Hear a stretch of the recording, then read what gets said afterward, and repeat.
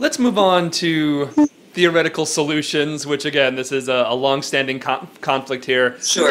The kind of idea between the kind of old way of thinking about things, that was going on for decades, the idea of a two-state solution versus a one-state solution. Describe a little bit the difference between the two and kind of which one you theoretically prefer. Well, there's a land, Israel and Palestine, which is, as I said, a little bit larger than the state of New Jersey. And it's located on the land bridge between Europe and Asia and Africa and Asia. So it's been super multi-everything, multi-ethnic, multi-racial, multicultural, multilingual from biblical times forward. Into this mix comes in the late 19th century European Zionism, which is, in the 19th century, not an anachronism. In the 19th century, pretty much everybody's idea of nationalism was an ethnically pure situation, every tribelet, its statelet.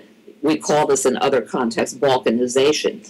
And so that, of course, became very contentious. The presence of Arab Jews in Palestine was not a problem, and there remains, for example, a Samaritan community in Nablus of Jews who are acknowledged by the Israeli state to be Jewish, given Jewish passports, driver's licenses, and so forth, who live unmolested by their neighbors, even in a very militant city, because they come as neighbors, not as conquerors, not as displacers. The Zionists come as conquerors and as ethnic cleansers, and so, of course, this was extremely contentious. And out of that contention, for a variety of reasons, the British, who controlled that area from 1918 on, decided, well, if you won't play nicely, we're just going to separate you. And they suggested a separation plan in the Balfour Declaration in 1917 and the Peel Commission report in 1936. And then in 1947, they said to the UN, you know what, we're bankrupt, World War II really decimated us, we're handing this to you. And the UN then went and voted to create two states. So a Jewish Israeli state and a Palestinian Muslim and Christian state. Now, when you look at the actual maps that go with UN Resolution 181 from November 47, it's a crazy checkerboard where Israelis, to get from one part of their country to the other, have to cross Palestine, and Palestinians, to get from one side to the other, have to cross Israel.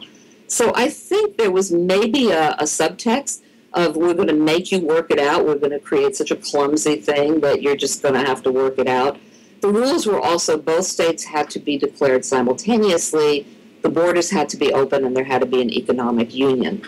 Well, that never happened, but it got hardened into the quote-unquote universally agreed upon two-state solution.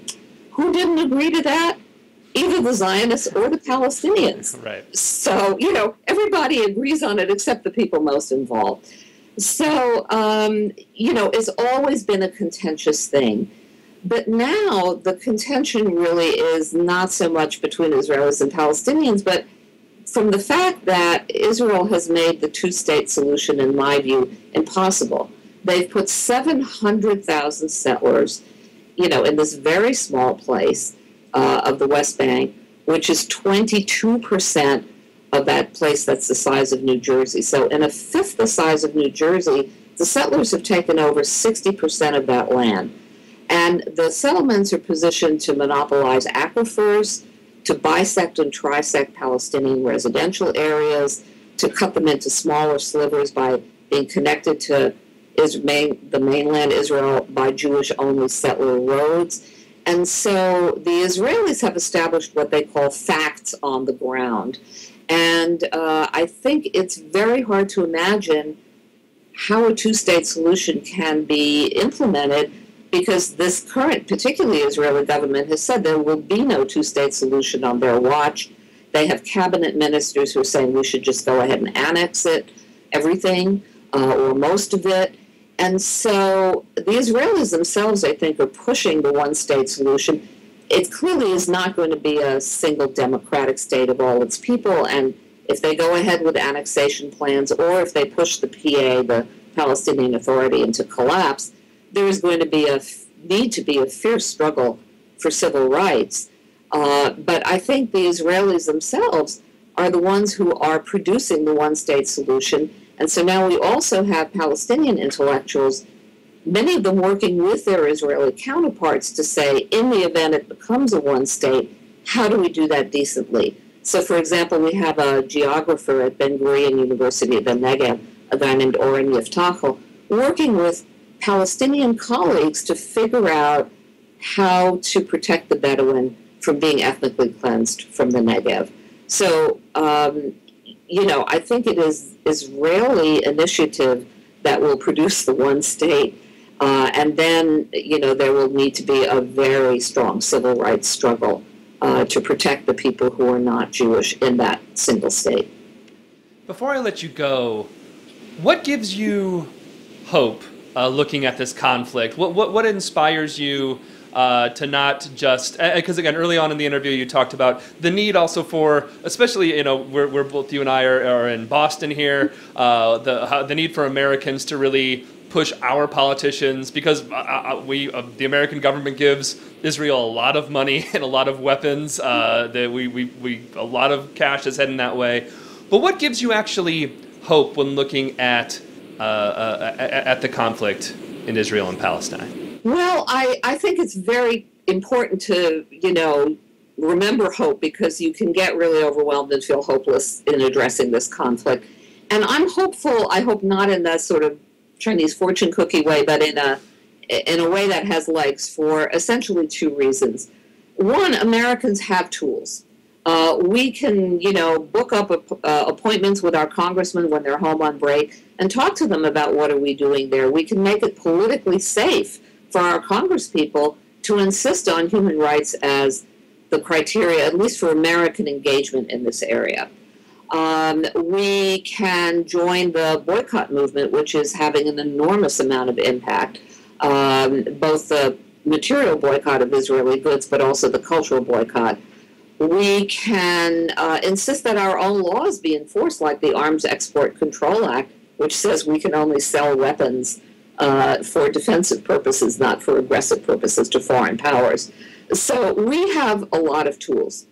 We have campuses, we have churches, we have mosques, we have synagogues that give us communities of conversation to think about how to move this forward.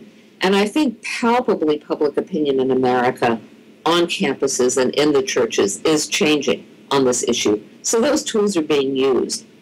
The other part that gives me hope is that we also have partners among Israelis and among Palestinians who also want to see civil rights vindicated and human rights vindicated, and who are enormously educated and entrepreneurial. So it's probably not the popular image of Palestinians, but for example, Palestinians have the highest per capita rate of PhDs of any Arab population, the highest college enrollment rates.